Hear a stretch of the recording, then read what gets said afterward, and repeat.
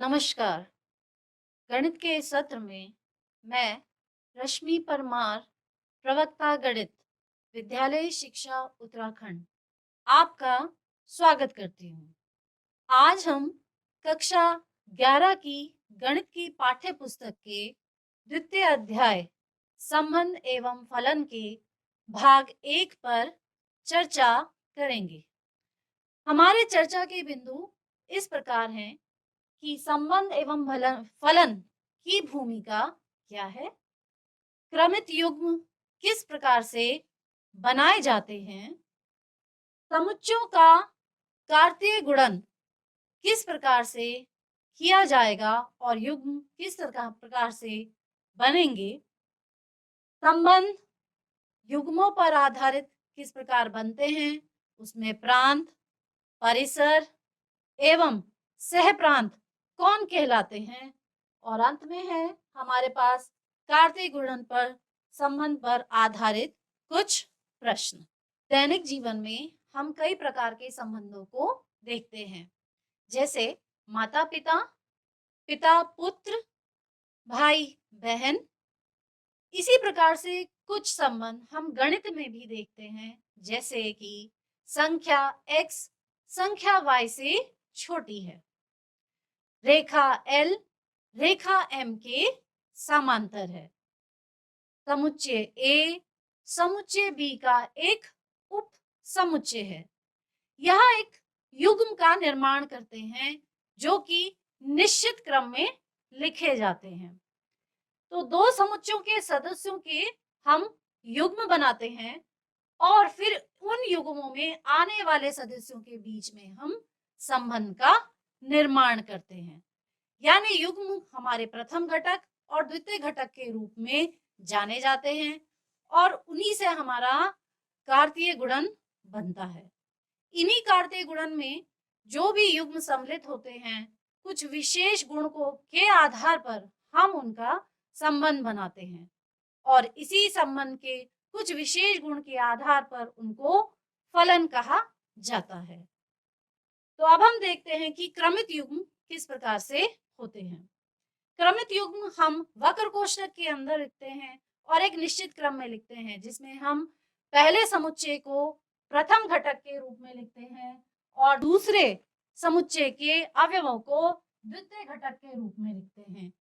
पहला पहले समुच्चय को बिलोंग करता है और दूसरा दूसरे समुच्चय को बिलोंग करता है। अब हम दो समुच्चय लेते हैं जिसमें कि ए दो अवयव हैं, लाल और नीला, बी जिसके कि तीन अवयव हैं, बी सी और एस। अगर देखा जाए तो हम इन्हें अगर साथ में रखकर एक युग्म बनाने का प्रयास करेंगे, एक निश्चित क्रम में लेंगे। निश्चित क्रम कहने का अर्थ है पहले हम ए के अवयवों को लेंगे और फिर हम बी के अवयवों को लेंगे। जब हम निश्चित क्रम में इन अवयवों को लेंगे तो हमारे पास कुछ इस प्रकार के क्रमित युग्म प्राप्त होते हैं, लाल बी, लाल सी, लाल एस, नीला बी, नीला सी, नीला एस। तो क्रमित युग्म हम वक्र कोष्ठक में लिखते हैं और वक्र कोष्ठक के अंदर प्रथम घटक और द्वितीय घटक के रूप में इनको लिखा जाता है। क्रमित युग्म की अब हम परिभाषा को समझने का प्रयास करेंगे।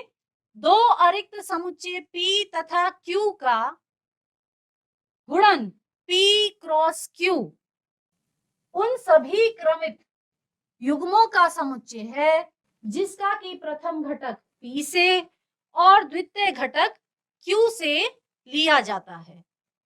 P क्रॉस Q जिसमें कि पहला घटक P से और दूसरा घटक Q से लिया जाता है और इस PQ को जो कि वक्र कोष्ठक के अंदर लिखा गया है क्रमित युग्म कहलाता है। यदि P और Q में से कोई रिक्त समुच्चय है, यानी कि कोई भी अवयव नहीं है P या Q में, तो अगर हम क्रमित युग्म बनाने का प्रयास करेंगे किसी अन्य समुच्चय से तो कोई भी क्रमित युग्म नहीं बनेगा। इसका अर्थ है अगर P या Q में से कोई भी रिक्त समुच्चय है तो P क्रॉस Q भी एक रिक्त समुच्चय ही हमें प्राप्त होता है। अब जो क्रमित युग्म हम बना रहे हैं उनके विशेष गुण होते हैं कार्तीय गुणन में। पहला है दो क्रमित युग्म समान होते हैं। दो क्रमित युग्म समान तभी होते हैं जब उनका प्रथम घटक दूसरे समुच्चय के प्रथम घटक के बराबर है और उसका दूसरे समुच्चय का द्वितीय घटक पहले समुच्चय के द्वितीय घटक के बराबर है, तो ही क्रमित युग्म समान कहलाते हैं। ये तो रहा पहला गुण। दूसरा गुण है यदि समुच्चय A में अवयवों की संख्या P है, समुच्चय B में अवयवों की संख्या Q है और अगर हम इनका कार्तीय गुणन करते हैं तो इनमें अवयवों की संख्या हो जाएगी PQ। उदाहरण के लिए हम लेते हैं कि A में अवयवों की संख्या है 2 और B में अवयवों की संख्या है 3, तो A क्रॉस B यानी कि A क्रॉस B में अवयवों की संख्या हो जाएगी 2 गुणा 3 यानी कि 2 3 6। ये तो है इसका दूसरा गुण। तीसरा है यदि A तथा B अरिक्त समुच्चय हैं और A या B में से कोई अपरिमित समुच्चय है तो दोनों का कार्तीय गुणन जो समुच्चय बनेगा वह भी अपरिमित समुच्चय होगा। अगर हम, ये तो था तीसरा गुण। चौथा गुण है कि यदि हम A क्रॉस A इसका 3 बार कार्तीय गुणन करेंगे तो हमारे पास अवयव इस प्रकार से प्राप्त होंगे A, B, C, जिसे कि क्रमित त्रिज्म कहा जाता है। अब हम जानेंगे कि संबंध किस प्रकार से बनते हैं। कार्तीय गुणन में हमने देखा कि यदि हम दो समुच्चय लेते हैं जिसमें समुच्चय A के अवयवों की संख्या 3 है, समुच्चय B में अवयवों की संख्या 4 है, तो A क्रॉस B में अवयवों की संख्या 12 हो जाएगी। संबंध किसी विशेष गुण को लेकर हम कार्तीय जो गुणन हमने बनाया है युग्मों में विशेष गुण को लेकर बनाया जाता है। हमने लिया है एक समुच्चय P जिसके की अवयव हैं A, B और C। दूसरा समुच्चय हमने लिया है Q जिसके की अवयव हैं अली, भानु, बिनोय, चंद्रा एंड दिव्या। इनका अगर हम कार्तीय गुणन करते हैं P क्रॉस Q, तो P क्रॉस Q करने पर हमारे पास जो कार्तीय गुणन करने पर समुच्चय प्राप्त होता है वो युग्मों के रूप में A Ali, A Bhanu, A Binoy.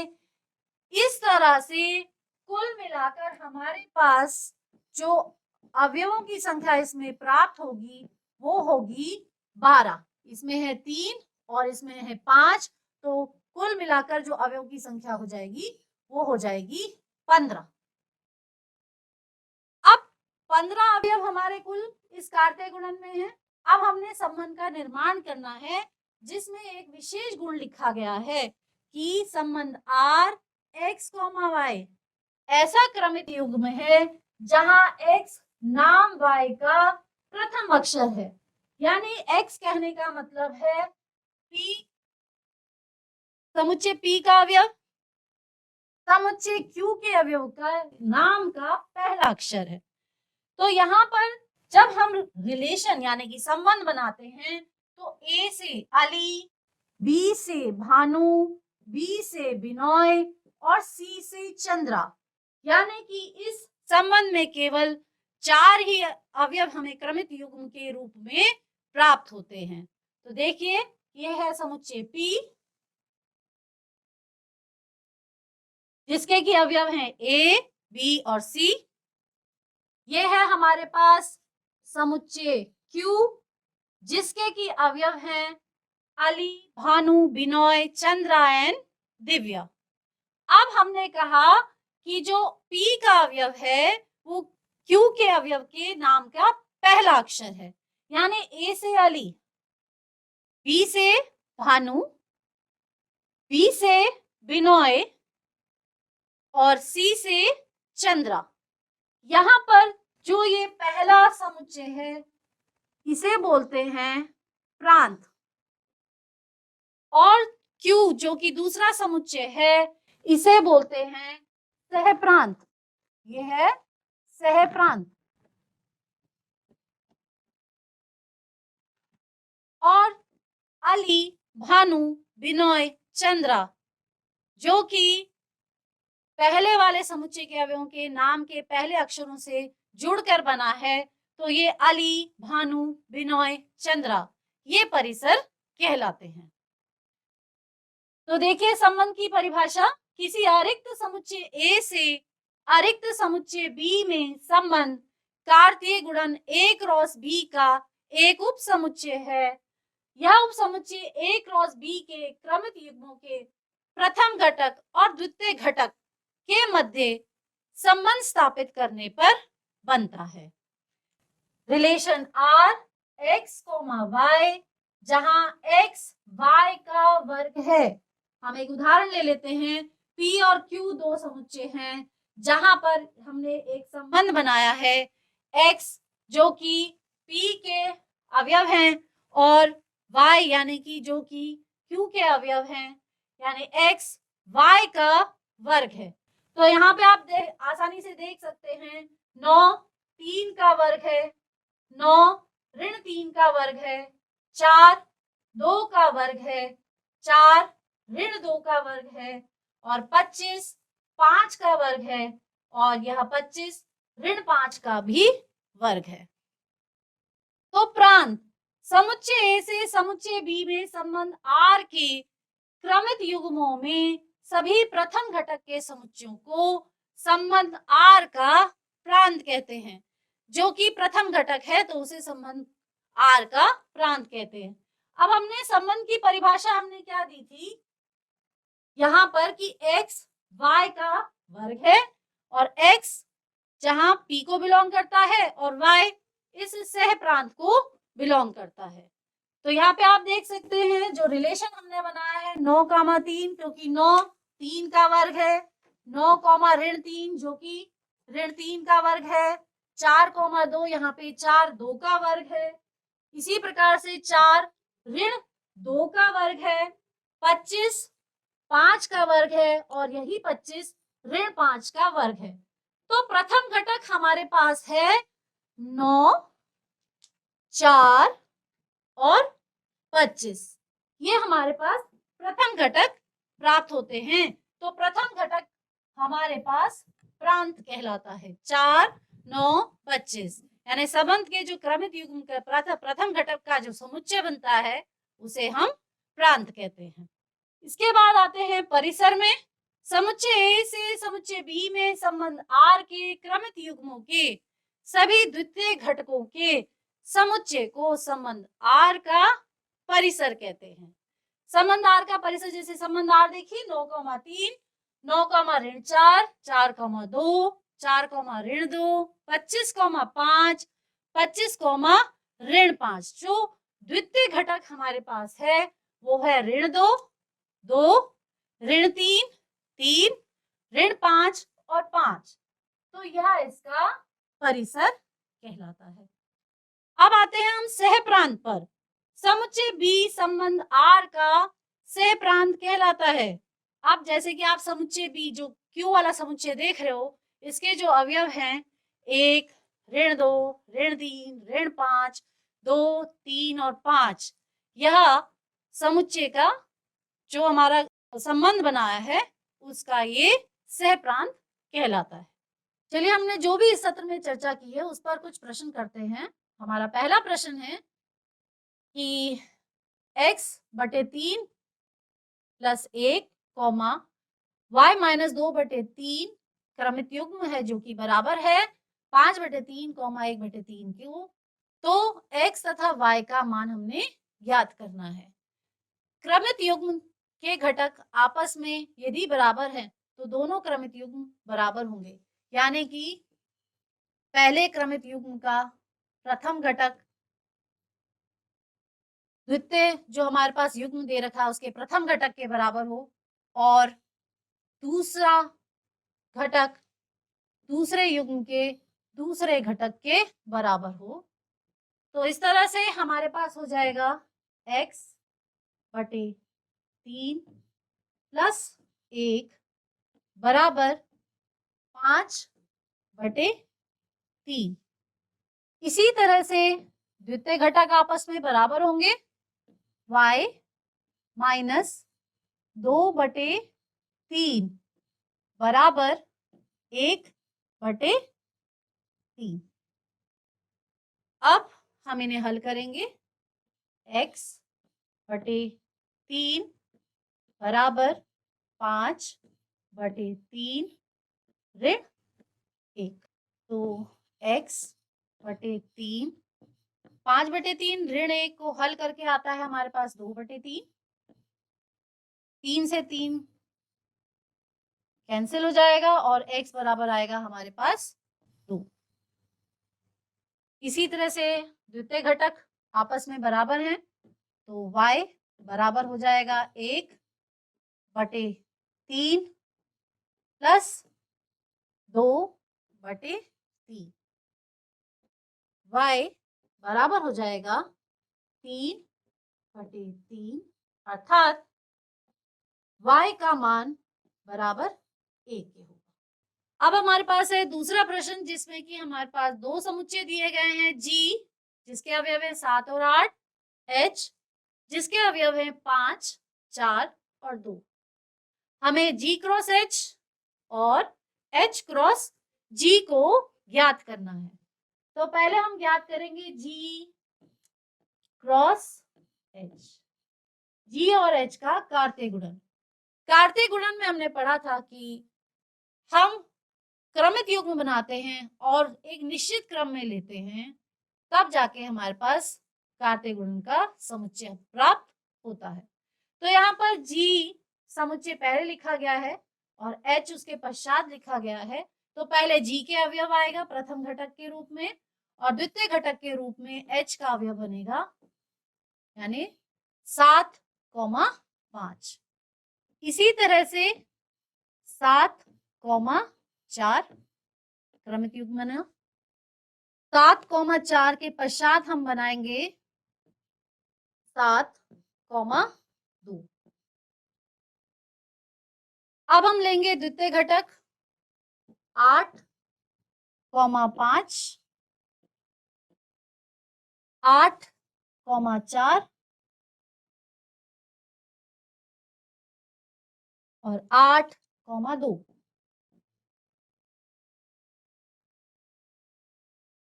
और इसको हम सूचीबद्ध करके मझले कोष्ठक में लिख देंगे, तो ये हमारे को प्राप्त होता है g क्रॉस h। इसी तरह से हम h क्रॉस g को निकालेंगे। h क्रॉस g में पहले h के अवयव आएंगे और फिर g के अवयव आएंगे द्वितीय घटक के रूप में। तो h का अवयव 5 और g का अवयव 7,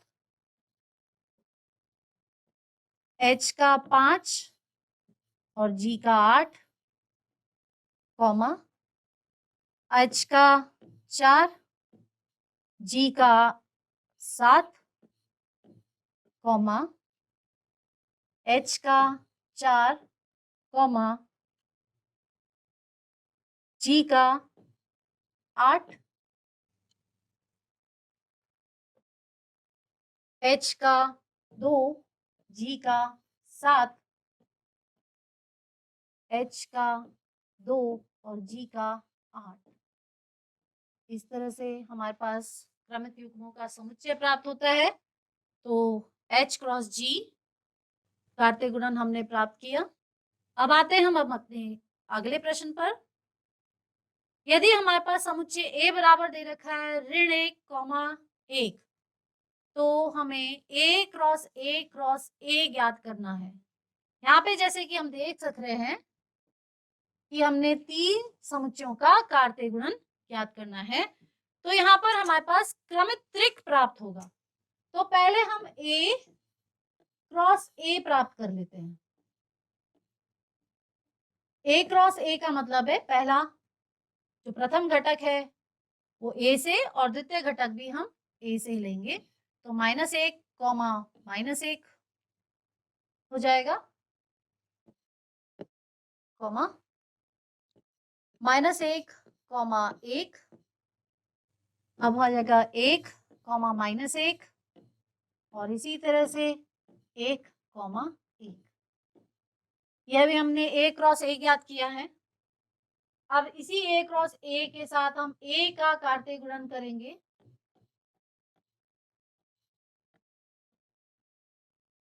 तो हमारे पास क्रमित त्रिक प्राप्त होगा।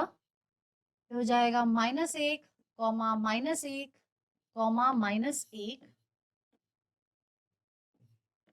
-1 comma 1 comma 1,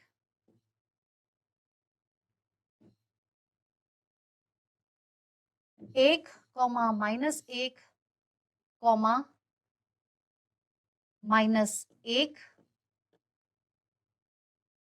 1 comma 1 comma -1, -1 comma -1 comma 1,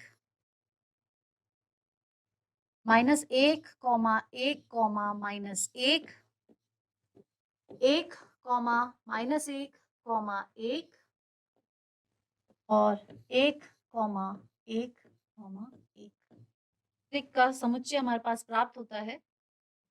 अब आते हैं हम अपने प्रश्न संख्या 4 पर। यहाँ हमारे को एक संबंध r बराबर x, x प्लस 5 इस तरह है कि x बिलोंग करता है 0, 1, 2, 3, 4, 5 को। तो इस तरह से संबंध परिभाषित किया गया है। इस संबंध के प्रांत और परिसर हमको ज्ञात करने हैं। जैसा कि संबंध हमें दिया गया है r बराबर x, x प्लस 5, तो पहले हम संबंध को रोस्टर रूप में लिखेंगे। x का मान यदि 0 है तो 0 प्लस 5 द्वितीय घटक हो जाएगा 5। x का मान यदि 1 है तो द्वितीय घटक हो जाएगा 6।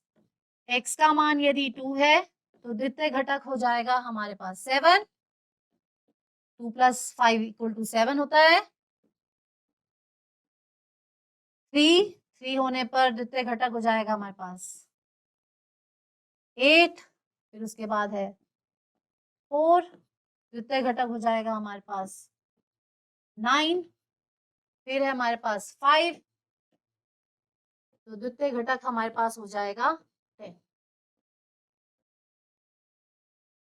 अब इसमें हमें प्रांत ज्ञात करना है। जैसे कि प्रांत की परिभाषा में हमने देखा था कि संबंध के जो क्रमित युग्म बने हैं उन युग्मों के प्रथम घटक प्रांत कहलाते हैं। तो प्रांत हमारे पास ये रोस्टर फॉर्म में जो संबंध हमारे पास प्राप्त हुआ है इसके क्रमित युग्मों के प्रथम घटक हमारे पास प्रांत हो जाएगा, यानी कि 0, 1, 2, 3, 4 और 5। फिर परिसर संबंध R के क्रमित युग्मों के द्वितीय घटक को परिसर कहते हैं। तो द्वितीय घटक के समुच्चय हमारे पास इस तरह से प्राप्त होंगे। हो जाएगा 5, 6, 7, 8, 9 और 10। तो ये प्रांत और परिसर हमने ज्ञात किए। इस सत्र में हमने जो कुछ भी चर्चा की उस पर अब हम अपना मूल्यांकन करेंगे। मूल्यांकन के लिए हमारे पास हमने दो समुच्चय हैं। A बराबर समुच्चय है 1, 2, 3, 4, 5। B समुच्चय है 0, 1, 2, 3, 4, 5, 6, 7। तो पहला प्रश्न है A क्रॉस B में अवयवों की संख्या को ज्ञात करना है।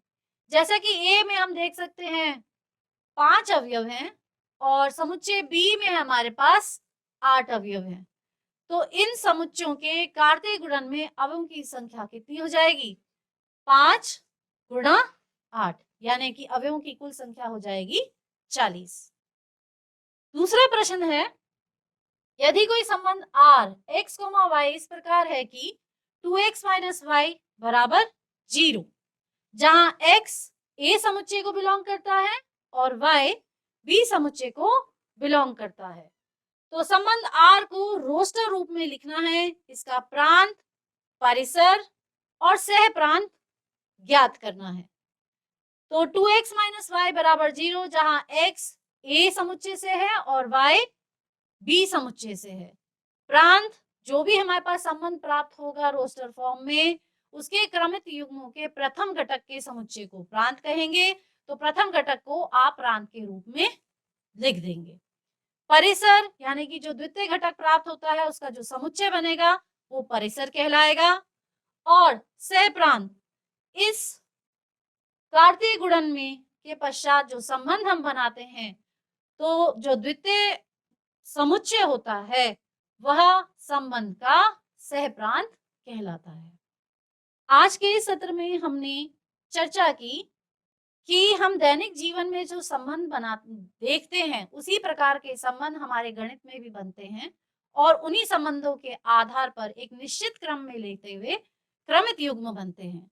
उन्हीं क्रमित युग्म से हमने चर्चा की थी कि समुच्चयों का कार्तीय गुणन किस प्रकार से होता है और संबंध इन कार्तीय गुणन पर किस प्रकार बनते हैं।